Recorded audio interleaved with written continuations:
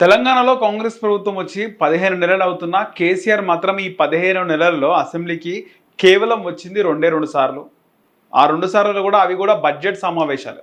అయితే ఇప్పుడు 15 నెలల టైంలో కేవలం 2 సార్లే అసెంబ్లీకి వచ్చిండు కేసీఆర్. కేసీఆర్ ఎందుకు ప్రతిపక్ష నేతగా ఎమ్మెల్యేగా జీతం తీసుకుంటుండు? ఆయన ఉండి ఏం లాభం? ఆయన జీతాన్ని రికవరీ చేయాలి. ఆయన ఇప్పటివరకు తీసుకున్న డబ్బులు ప్రభుత్వ సొమ్ముని జీతంగా తీసుకున్న సొమ్ముని రికవరీ చేయాలని కాంగ్రెస్ ఎమ్మెల్యేలు డిమాండ్ చేస్తున్నారు. ఆ వార్త చూద్దాం. కేసీఆర్ 15 నెలలు 2 రోజులు. కేసీఆర్ అసెంబ్లీకి గైర్హాజరుపై విమర్శలు. కీలక బిల్లుల టైంలో డుమ్మా. గవర్నర్ ప్రసంగం తర్వాత కానరాని మాజీ సీఎం. కేసుల భయం, ఫిర్యాదులే వల్ల అంటూ కామెంట్స్. ఇక వేతనం రికవరీ చేయాలని కాంగ్రెస్ సభ్యుల డిమాండ్. గజ్వెల్లో క్యాంపు కార్యాలయానికి టూలెట్ బోర్డు. నియోజకవర్గానికి ఎమ్మెల్యే రావడం లేదని బీజేపీ నిరసన. బీఆర్ఎస్ అధినేత మాజీ సీఎం కేసీఆర్ అసెంబ్లీకి గైర్హాజరుపైనే ప్రస్తుతం జోరుగా చర్చ జరుగుతోంది. ఈ బడ్జెట్ ఫుల్ సెషన్కు ఆయన వస్తారని, కాంగ్రెస్ ప్రభుత్వంపై యుద్ధం ప్రకటిస్తారని పెద్ద ఎత్తున ప్రచారం జరిగింది. తీరా చూస్తే గవర్నర్ ప్రసంగం తొలి రోజున అసెంబ్లీకి వచ్చిన కేసీఆర్ మధ్యలోనే వెళ్ళిపోయారు. అయితే గవర్నర్ బడ్జెట్ ప్రసంగం రోజున సభ్యులకు మాట్లాడే అవకాశం రాదని ముందుగా తెలిసే కేసీఆర్ సభకు వచ్చారని తెలుస్తుంది. ఈ విషయంలో ఆయన వ్యూహాత్మకంగా వ్యవహరించారనే టాక్. నార్మల్గా ఏమనుకుంటాం, అసెంబ్లీలో ప్రతిపక్ష నాయకుడుగా ఉన్నటువంటి కేసీఆర్ వర్సెస్ ముఖ్యమంత్రి రేవంత్ రెడ్డి అని మనం అలాంటి డిబేట్లు అసెంబ్లీలో జరిగే సమావేశాల్లో వార్ జరుగుతున్నప్పుడు, అంటే ఇద్దరు టకాఫర్ మాట్లాడుకునేటప్పుడు చూడాలి, తెలుసుకోవాలని ప్రతి ఒక్కరికి కూడా ఉంటుంది. కానీ అలాంటి టైం సందర్భం అసెంబ్లీలో రావట్లేదు. రేవంత్ రెడ్డి వర్సెస్ కేసీఆర్ చూద్దాం, ఇద్దరు మాటల యుద్ధం అని చెప్పి చాలామంది ఈగర్గా వెయిట్ చేస్తున్నా రాజకీయ వర్గాల్లో ఆసక్తి ఉన్నప్పటికీ కూడా ఎక్కడ కేసీఆర్ ఆ ఛాన్స్ ఇస్తున్నాడు. రేవంత్ రెడ్డి రెడీగా ఉన్నప్పటికీ కూడా కేసీఆర్ అసెంబ్లీలో వచ్చి మాట్లాడడానికి ఆయన అయితే ఆసక్తి చూపట్లేదు. చాలా లైట్ తీసుకుంటుండ్రు రేవంత్ రెడ్డిని. గతంలోనూ బడ్జెట్ ప్రవేశపెట్టే రోజు వచ్చే బడ్జెట్ ప్రసంగం ముగియగానే వెళ్ళిపోయారు.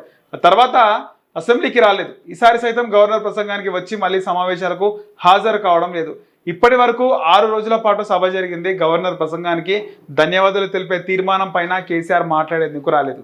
ఇక బీసీలకు 42% రిజర్వేషన్లు కల్పించే బిల్లులు, ఎస్సీ వర్గీకరణ పెట్టిన బిల్లుపై మాట్లాడేందుకు ఆయన అటెండ్ కాలేదు. ఇక కీలక బిల్లులపై చర్చ జరుగుతున్న సమయంలో కూడా కేసీఆర్ లేకపోవడం అక్కడ అందరికి కూడా అసహనానికి గురి చేస్తుంది. ఇక చూస్తే సందర్భంలో కేసీఆర్ హాజరు కాకపోవడంపై సొంత పార్టీకి చెందిన నేతలే అసంతృప్తి వ్యక్తం చేస్తున్నారు. ఓకే, కేసీఆర్ మనం భారత చూసినాం కదా, ఇలాంటి కీలక బిల్లులు బీసీలకు 42%, అలాగే ఎస్సీ వర్గీకరణకు సంబంధించి సభ ఆమోదం తెలిపిన సందర్భంలోనూ కేసీఆర్ హాజరు కాకపోవడంపై సొంత పార్టీకి చెందిన నేతలే అసంతృప్తి వ్యక్తం చేసినట్లు తెలుస్తోంది. అంటే ఇవన్నీ కూడా మళ్ళీ టైంకి వస్తాయి. ఎన్నికల టైంకి లేకపోతే ఎక్కడైనా సభలు పెట్టినప్పుడు మీకు బీసీలపైన ప్రేమ లేదు, ఎస్సీలపైన ప్రేమ ఎక్కడ ఉంది, ఆ బిల్లు పాస్ అయ్యేటప్పుడు మీరు లేనే లేరు అసెంబ్లీలో అనే టార్గెట్ ఖచ్చితంగా అయితే బీఆర్ఎస్ని చేస్తారు భవిష్యత్తులో. ఇక 15 నెలల్లో 2 రోజులు మాత్రమే హాజరు. విద్యా, ఉద్యోగం, రాజకీయాల్లో బీసీలకు రిజర్వేషన్లు కల్పించడం నిజంగా బీసీలందరూ స్వాగతించాల్సిన విషయం.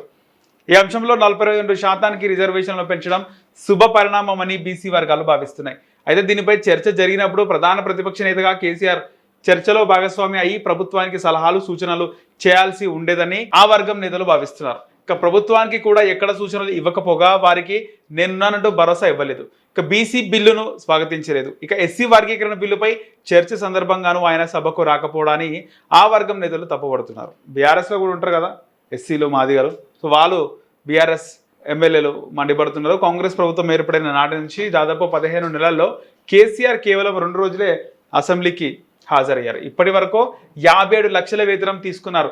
ఈ విషయాన్ని సీఎం రేవంత్ రెడ్డి స్వయంగా అసెంబ్లీలో ప్రకటించారు. ఇంకోటి కేసు భయంతో అంటున్నారు. కేసీఆర్ పై అనర్హత వేటు వేయాలని, ఆయన ఇప్పటి వరకు చెల్లించిన గౌరవ వేతనాన్ని రికవరీ చేయాలంటూ కోర్టు కేసులు, స్పీకర్కు ఫిర్యాదులు అందాయి. ఈ నేపథ్యంలో అనర్హత వేటు నుంచి తప్పించుకోవడానికి ఆయన ఒకరోజు అసెంబ్లీకి వచ్చి వెళ్లారని ఆరోపణలు కూడా వినిపిస్తున్నాయి. తాను రెగ్యులర్గానే అసెంబ్లీకి వస్తున్నానని, నిబంధనలకు విరుద్ధంగా వ్యవహరించడం లేదని చెప్పడానికే కేసీఆర్ సభకు హాజరయ్యారని టాక్ వినిపిస్తుంది. నార్మల్గా ఈ 15 మంత్స్లో కేసీఆర్ లాస్ట్ బడ్జెట్ సెషన్లో మొన్న గవర్నర్ ప్రసంగానికి మాత్రమే రావడం జరిగింది. సో మొన్న కూడా రాకపోతే ఆయన పైన అనర్హత వేటైతే వేసే అవకాశం ఉంటుండే. కాగా కేసీఆర్ సభకు రాకుండా పొందిన వేతనాన్ని రికవరీ చేయాలని స్పీకర్కు ఫిర్యాదు అందింది. అయితే కేసీఆర్ కేవలం అసెంబ్లీకే కాదు, అటు నియోజకవర్గానికి, క్యాంపు కార్యాలయానికి సైతం రావడం లేదని నిరసనలు వ్యక్తమవుతున్నాయి. ఇక నియోజకవర్గంలో నిరసనలు. గజ్వెల్ ఎమ్మెల్యేగా ఉన్న కేసీఆర్ క్యాంపు కార్యాలయానికి బీజేపీ నేతలు టూలెట్ బోర్డు ఏర్పాటు చేశారు. స్థానిక ఎమ్మెల్యే 3వ సారి గెలిచిన కేసీఆర్ 15 నెలలుగా ఒక్కసారి కూడా నియోజకవర్గ ప్రజలకు అందుబాటులో లేరని, కనీసం క్యాంపు కార్యాలయానికి సైతం రావడం లేదని వారు నిరసన తెలిపారు. అందుకే టూలెట్ బోర్డు పెట్టినట్టు పేర్కొన్నారు. ఎమ్మెల్యే ఉన్న నియోజకవర్గ ప్రజల సమస్యలను పట్టించుకునే నాదుడే లేక అనాథలుగా మారారని వారు ఆందోళన వ్యక్తం చేశారు. కేసీఆర్ అసెంబ్లీకి పోవడం లేదని, ఇటు నియోజకవర్గ క్యాంపు కార్యాలయానికి రావడం లేదని వారు ఆరోపించారు. నియోజకవర్గ సమస్యలు అసెంబ్లీలో ప్రస్తావించాలని, వాటి పరిష్కారానికి కృషి చేయాలని వారు డిమాండ్ చేశారు. మరోవైపు మల్లన్న సాగర్ ముప్పు గ్రామాలను యువకులు సైతం ఎమ్మెల్యే కేసీఆర్ అసెంబ్లీకి వెళ్లాలని డిమాండ్ చేశారు. ఈ మేరకు 3 రోజుల క్రితం ఆయన బహిరంగ లేఖ రాశారు. మల్లన్న సాగర్ సమస్యలపై స్పందించడం లేదని, అసెంబ్లీలో కూడా ప్రస్తావించడం లేదని వారు ఈ లేఖలో ఆరోపించారు.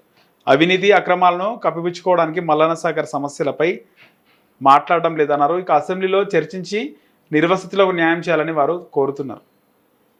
సో కేసీఆర్ ఎవ్వరు ఎన్ని చేసినా, ఎన్ని వైఖరులు చేసినా కేసీఆర్ రాజకీయం ఇప్పుడు నుంచి చేస్తలేడు. ఖచ్చితంగా ఎన్టీఆర్ పీరియడ్ నుంచి ఆయన పాలిటిక్స్లో యాక్టివ్ ఉన్నాడు కాబట్టి ఆయన ఖచ్చితంగా కేసీఆర్ ఏం చేయాలో అదే చేశారు. ఆయనకు రాజ్యాంగంలో రాజకీయాల్లో లూపుల్స్ అనేది తెలుసు. ఎప్పుడు ఆయన పైన అర్హత వేటు పడే అవకాశం ఉందో అప్పుడు ఖచ్చితంగా అసెంబ్లీకి హాజరవుతాడు. ఎట్టి పరిస్థితుల్లో రేవంత్ రెడ్డి ఈ ముఖ్యమంత్రిగా ఉన్నంత వరకు కేసీఆర్ అసెంబ్లీకి వచ్చి మాట్లాడే అవకాశం అయితే ఖచ్చితంగా ఉండదు. కానీ కేసీఆర్ అసెంబ్లీకి రాకపోవడం కూడా ఒక మైనస్ పాయింటే. ఇప్పుడు కాకపోయినా ఎప్పటికైనా అది ప్రజల్లో ఉంటుంది. సో కేసీఆర్ అసెంబ్లీకి రాకపోవడం పైన మీరేమనుకుంటున్నారో కింద కామెంట్ సెక్షన్లో కామెంట్ చేయండి. అలాగే మా CCTVని సబ్స్క్రైబ్ చేసుకోండి.